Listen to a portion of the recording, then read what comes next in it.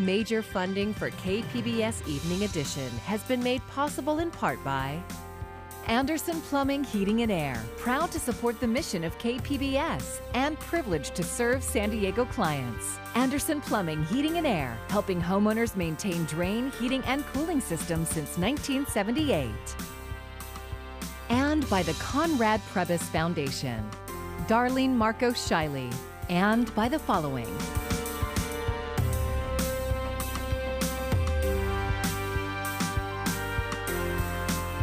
And by viewers like you.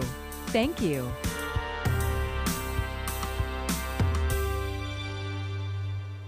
Good evening. It's Monday, March 1st. Thanks for joining us. I'm Maya C. And we begin tonight with a new vaccine, new hope, and new San Diegans being allowed to get in line. It comes as more local schools are opening back up and concerns continue over whether there will be enough doses to go around. Our coverage begins with KPBS reporter Matt Hoffman. Good morning. How are you?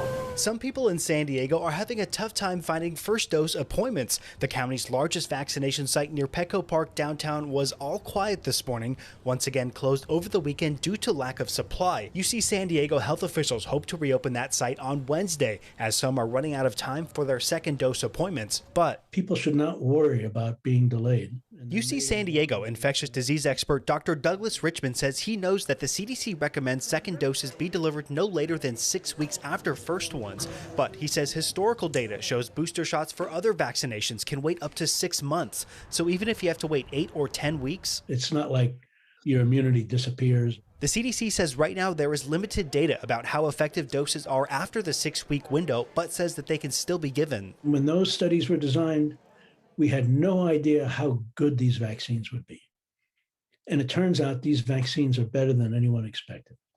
And as a result, those of us who have looked at all the data are reassured that there's really good protection after the first one, at least for several months. Richmond says a letter was sent out to those who might be getting their booster shots past 6 weeks, but pretty soon some people might not have to worry about booster shots. The single-shot Johnson & Johnson vaccine has FDA authorization, and state officials say doses could be here by the end of the week, even though the J&J vaccine is slightly less effective than the Moderna and Pfizer one. It still protects you from hospitalization and death. 1, 2, 3. Large-scale vaccinations for law enforcement officers and staff like 911 dispatchers are officially underway in San Diego. Workers that support law enforcement, they're eligible now, a wildlife management emergency, so it's a very, very large group. Good morning. Scripps Health has been tapped by the county to administer vaccinations to all of the local law enforcement agencies. Previously, some departments had been getting leftover doses that would have otherwise gone unused. I guess the surprising part is as we're reaching out to the departments, we're finding that most of them are already vaccinated. A reminder for teachers and those working in K-12 schools. Those vaccinations are being scheduled by districts and the County Office of Education. Other county-sponsored vaccination superstations are still operational, and officials are setting appointments based on available supply. Smaller sites like the one at the Tubman Chavez Community Center also remain open. Matt Hoffman, KPBS News. And there is concern that Americans may be more hesitant to take Johnson & Johnson's single-dose vaccine. We'll take a look at the pros and the cons. Governor Gavin Newsom and state lawmakers have reached an agreement that will send billions in additional funding to districts that can reopen their campuses. San Diego Unified is hoping to take advantage of the state's offer, but there are caveats. KPBS education reporter Joe Hong has the details. Newsom and state legislators announced a new school funding plan Tuesday that will provide an additional $6.6 billion for school districts statewide that are able to bring students back to campuses for in-person learning. We incentivize opening up our schools by providing real resources to do it. The money will be split into 2 allotments. The first is $2 billion for districts that can open TK through 2nd grade before April 1st. To qualify, districts must have a 7-day average case rate below 25 per 100,000 residents. Those that reopen after the deadline can still qualify for some of this funding, but they'll lose 1% of their allotment for every day campuses are closed after April 1st. The state's remaining $4.6 billion will be divvied up among all districts and be targeted towards addressing learning loss during the pandemic. Districts will be able to use this money on a range of things, from purchasing more PPE to extending the school year into the summer. Once you dip your toe in, once you build a cohort confidently, once you build trust, then we will start to see a cadence of reopening across the spectrum. But again, on the basis of building confidence and trust. San Diego Unified School Board President Richard Barrera says the district could qualify for up to $100 million of this additional funding. However, last week, the district announced it will begin its next phase of reopening on April 12th. But since the district's spring break is the last week of March and teachers are scheduled to be back on April 5th, Barrera says the district should still get a full share. It allows us right after spring break to have a week where the staff is on campus preparing and getting trained in all the mitigation strategies that are necessary to keep everybody safe in order for us to be able to then bring students back on April 12th. Another caveat is that in February, district officials reached an agreement with the teachers union to not reopen schools until after all teachers are vaccinated. Teachers union president Keisha Borden said they will not be changing the agreement to meet the state's April 1st deadline. Many educators received their first dose of the vaccine over the weekend. Most of those educators received the Moderna dose, which requires 4 weeks between doses. So I'm not sure if an April 1st deadline is even possible. The state legislature will vote on the funding this Thursday. Joe Hong, KPBS News. San Diego State University welcomed back more students and staff today for in-person learning. It's part of an organized flex plan that the university announced in January, but had to push back temporarily due to the county COVID-19 case rates. Officials are still urging face coverings, hand washing, and other social distancing measures, along with testing and vaccinations. The Senate is on the clock to pass President Joe Biden's COVID relief bill by the end of the week. Republicans and progressives are unhappy with parts of the legislation, but as Karen Kaifa reports from Washington, Democrats are working to shore up votes before key benefits expire. Millions of Americans rely on unemployment benefits to pay for food and rent. I am a real person who had a real job, and now I need help so that I can provide for my children. That money will start running out in less than 2 weeks if Congress doesn't act fast. Now, the pressure is on the Senate to pass President Joe Biden's $1.9 trillion COVID relief plan. We go big on unemployment benefits, on opening schools and putting shots in people's arms and money in people's pockets. But there are bumps in the road. The Senate parliamentarian ruled a proposal in the House measure to raise the federal minimum wage to $15 an hour must be removed in the Senate version. Progressives pushing back. It is essential that we deliver on this promise. Senate Democrats pressing forward without the minimum wage increase and without Republican support. Frankly, we're moving ahead with a bill that probably will get no Republican votes in the Senate. Republicans have not been involved. I listened to Press Secretary Jen Psaki speaking about how we've been listened to. I started laughing. That is such a joke. They made a conscious decision not to include us. Republicans say the bill is too big and not focused on COVID relief. Do we need to pay for bridges? Does that have anything to do with COVID? Do we need to pay for tunnels for Silicon Valley? Democrats must be fully united if they want to pass this package by the end of the week and get a bill on the president's desk before pandemic benefits expire. In Washington, Karen Kaifa, KPBS News. Starting tomorrow, renters throughout San Diego County can apply for money to help pay past due rent and utility bills. The County of San Diego's Emergency Rental Assistance Program is funded by over $100 million in state and federal grants. To be eligible, you must be renting and have experienced a financial hardship related to the pandemic. Households must also earn no more than 80% of the area median income. You can find out more and apply at www.sdhcd.org. Once again, Comic-Con will not go on as planned. Organizers say ongoing uncertainty about the COVID-19 pandemic forced them to cancel the July event. Badges will roll over to 2022. Jamie Newbold owns a comic book shop in Kearny Mesa and has attended Comic-Con since the 70s. He told KPBS what his decision means financially and culturally. I don't know now if I should change my business plan for 2022. That's how unnerving this is. Comic-Con produces a street scene almost as though the street scene itself was on steroids, something San Diego can't normally produce on its own. It needs the help of the Comic-Con thing. And I miss all those guys. I miss the vibe. I miss the fun, miss all the things that turns this city into the once a year major geek city in all of the country.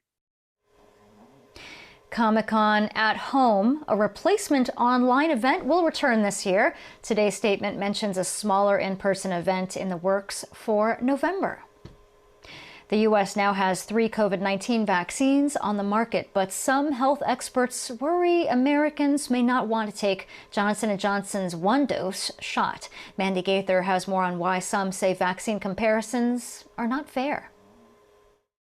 It's the latest weapon in the war on COVID-19, but in global trials, Johnson & Johnson's vaccine had a slightly lower efficacy rate than the other 2 on the U.S. market, fueling concerns that some may not want to get the one-dose shot. There are advantages and disadvantages of all the vaccines, and actually it's hard to compare them side by side because they were tested at different times. Johnson & Johnson's vaccine was tested in South Africa, where a variant believed to be more contagious was first identified. There, the vaccine showed a 64% efficacy overall. But in the U.S., the vaccine showed a 72% overall efficacy rate, and against severe forms of the disease, it's even higher, offering nearly 86% protection. The endpoint that I think really matters is the endpoint of preventing severe disease, especially severe enough disease that causes hospitalization and death, because ultimately that's what we care about. Johnson & Johnson's vaccine may also be effective against asymptomatic infection, but more research needs to be done. It's a small data set looking at asymptomatic transmission, but it does give increasing evidence that getting the vaccine prevents you not just from getting sick yourself, but probably also reduces your chance of spreading the virus to others too. So when it comes to which vaccine you should choose, whatever vaccine is made available to you. For Health Minute, I'm Mandy Gaither.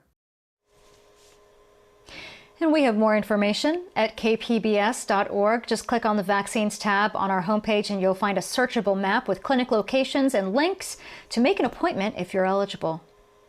President Joe Biden met virtually today with his Mexican counterpart. Biden and President Andrés Manuel López Obrador discussed migration, development, and economic cooperation and the pandemic. Mexico asked the U.S. to share some of its vaccine supply, although it has agreements for hundreds of millions of doses, but most have not arrived. A blunt assessment of the situation at the border from the new Department of Homeland Security Secretary Alejandro Mayorkas has now been on the job for 27 days. He says the Biden administration is working to reassemble an immigration system that faced a massive overhaul under the former president. What we are seeing now at the border is the immediate result of the dismantlement of the system and the time that it takes to rebuild it virtually from scratch. With migrant children arriving by the hundreds each day, the administration was forced to open a Texas overflow facility for new arrivals. California is spending more than $200 million to keep an unfolding ecological crisis from getting worse. The state wants to stabilize the banks of the Salton Sea, fed mostly by water from the Colorado River. KPBS reporter Eric Anderson has more. Tom Anderson walked across a dry patch of the Salton Sea's expanding beach 5 years ago. The Fish and Wildlife Service project manager was showing off an area on the eastern edge of California's largest lake. He dragged his black work boots across the crusty surface, turning it into fine dust. On a windy day, just is like billowing clouds of that fine material off of the playa. The lake was shrinking even then because the Imperial Irrigation District sold some of their Colorado River water to San Diego. The pace of the retreat jumped dramatically a few years ago, and now thousands of acres of lake bed are exposed to the desert winds. The state is finally ready to help. The notion of the shrinking sea and the emissive dust from the seabed is really alarming and concerning to local residents, and we understand that. California is spending money to cover 4,000 acres of exposed lake bed with shallow water and habitat. It's the first of many dust control and wildlife habitat projects on the southern edge of the lake that Crowfoot says could end up costing billions of dollars. It's a long time in coming. There's a real impatience and an understandable impatience of residents in Imperial and Riverside counties about restoration, stabilization of the sea. California agreed to take on Salton Sea restoration when the Colorado River users and the federal government signed the Quantification Settlement Agreement in 2003. That deal cleared the way for the Imperial Irrigation District to sell its water to urban areas like San Diego. It also cut the flows of water into the thirsty desert lake, exposing thousands of acres of dusty lake bed. Every time we're peeling back every inch of that playa, we're exposing over 100 years of contaminated sediment. Community activist Luis Olmedo has worked for years to draw attention to the valley's dirty air, which affects air quality from Los Angeles to Mexico. The entire air basin, from Coachella, Imperial, Mexicali, we all share the air. It has, at least in the U.S. side, California side, we failed to meet federal standards. Farms, trucks, and cross-border factories all combine to heighten the public health risk, and Imperial County residents suffer the most. Is it because we're over 85% Latinos, people of color, living in poverty, that we're not worth that investment? And here now we have the Salton Sea, to add, salt to injury, It is a situation that continues to get worse. Since the QSA was signed, some 24,000 acres of playa have been exposed. And then the projections are it could be another 40 to 60,000 acres, not accounting for the water use by the projects themselves. Some projections suggest it could be 100,000 acres of lake bed could be exposed. The public health threat adds urgency. So does the lake's unique role in Western water politics. The Imperial Irrigation District is the single largest user of the Colorado River's water, and Cohen says the IID managers hope to leverage that power in upcoming negotiations to funnel money into Salton Sea restoration efforts. That creates some difficult choices. Should the people and the birds, the people in the environment suffer to deliver additional water to people on the coast of California and to protect flows to Nevada and Arizona and the Republic of Mexico? The pressure to act increases as the river's flow diminishes. The Colorado River Basin is already in a 2 decades-long drought, and the Salton Sea issues can't be sidelined. The real driver now is climate change. Less water flowing down the river means there is less drinking water for growing urban areas. The reduced flows also put extra pressure on California officials trying to keep the Salton Sea from becoming a public health disaster. Eric Anderson, KPBS News. Today, Mayor Todd Gloria flipped the switch on San Diego Community Power. It's a local government agency created to speed up the transition of renewable energy. It will purchase wholesale clean electricity on behalf of customers in San Diego, Chula Vista, Encinitas, La Mesa, and Imperial Beach. Today is the first day SDCP is powering municipal buildings like libraries, police stations, and water pumps. Business customers are expected to come online in June, then homes in 2022. Situation where our cities and our economy and our climate all see significant and tangible benefits. And with the launch of San Diego Community Power, we are taking bold steps towards cleaner air, more livable neighborhoods, and a thriving green tech economy.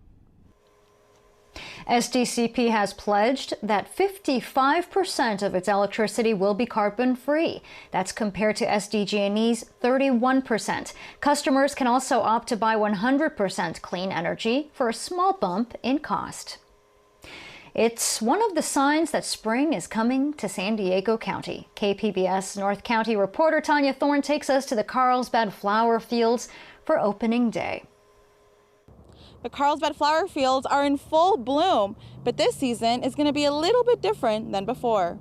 Okay, if you'll take your barcode and just go right on up, they'll scan it for you as you go. If you want to get an up-close look at the more than 50 acres of flowers, there are some new rules to combat COVID-19. They include face masks, social distancing, and mandatory online reservations. Tickets will not be sold at the door. I think it's going to sell out. You know, that this is outdoor recreation at its finest. It's open air, sunny, beautiful. Nowhere in Southern California like it. Fred Clark is the general manager of the flower fields. Clark recommends booking in advance as more people will be looking for outdoor activities as springtime approaches. And there's something new this year. Pick your own blueberries. When you pick blueberries and you eat them, they taste so much better than the ones you get in the stores. The Carlsbad flower fields are open from 9 a.m. to 6 p.m. every day until Mother's Day. In Carlsbad, Tanya Thorne, KPBS News.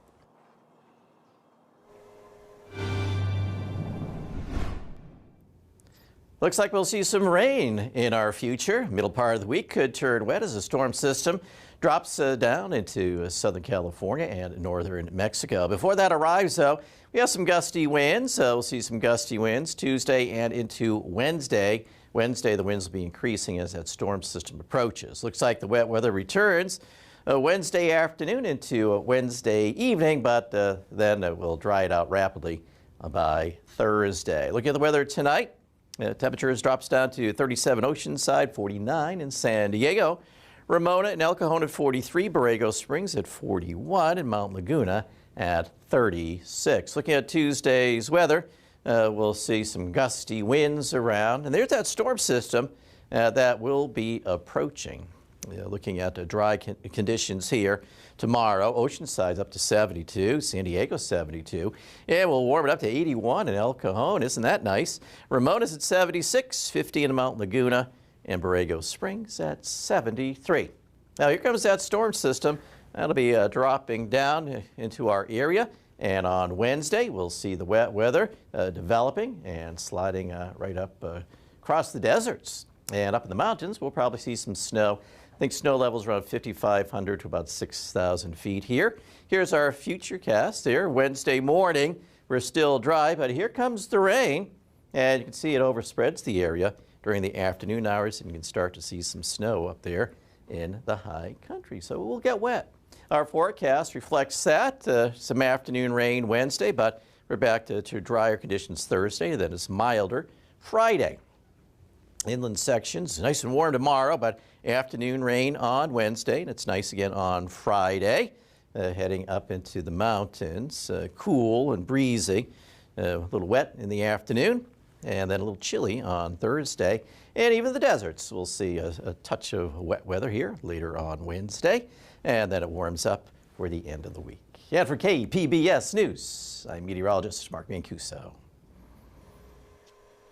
The Hollywood Foreign Press admitted to Variety that it had not had any black members for 2 decades.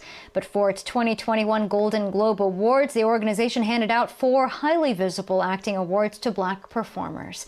KPBS arts reporter Beth Accomando says one of those winners was Andra Day, who has ties to San Diego. Last night, in a virtual award ceremony, Andra Day won a Golden Globe Award for Best Actress Motion Picture Drama for channeling the legendary jazz and blues singer Billie Holiday in The United States versus Billie Holiday.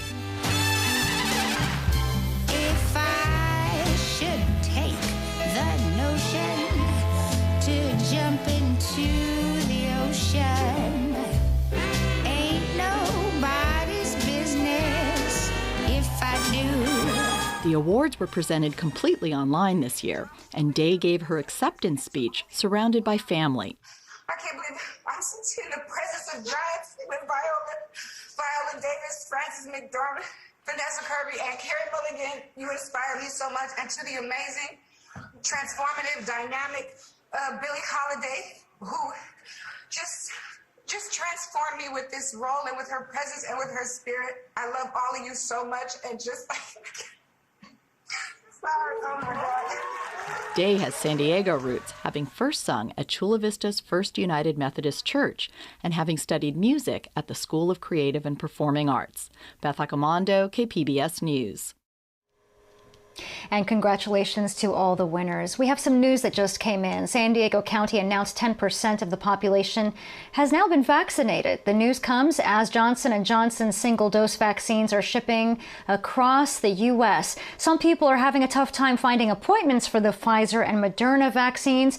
The county's largest vaccination site near Petco Park was closed again over the weekend because of lack of supply. It is expected to reopen on Wednesday. And Governor Newsom and state lawmakers have reached an agreement to send $6.6 billion to school districts that can reopen their campuses. They must bring students back by April 1st. San Diego Unified, which is set to reopen after spring break on April 12th, is hoping to qualify for up to $100 million. The state legislature will vote on the funding this Thursday. And the SDSU men's basketball team is ranked among the best in the country as it wraps up the regular season. The latest national poll ranks the Aztecs 19th. Sunday's win over Boise State was their 10th straight. They'll play UNLV on Wednesday before heading to the Mountain West Conference tournament. SDSU is hoping to return to the NCAA tournament, better known as March Madness. The bracket will be announced March 15th. You can find tonight's stories on our website, kpbs.org. That's our program for tonight. Thanks for joining us. I'm Maya Trabulsi. Have a great evening. Major funding for KPBS Evening Edition has been made possible in part by Anderson Plumbing, Heating and Air, proud to support the mission of KPBS and privileged to serve San Diego clients. Anderson Plumbing, Heating and Air, helping homeowners maintain drain, heating, and cooling systems since 1978. And by the Conrad Prebys Foundation, Darlene Marco Shiley. And by the following: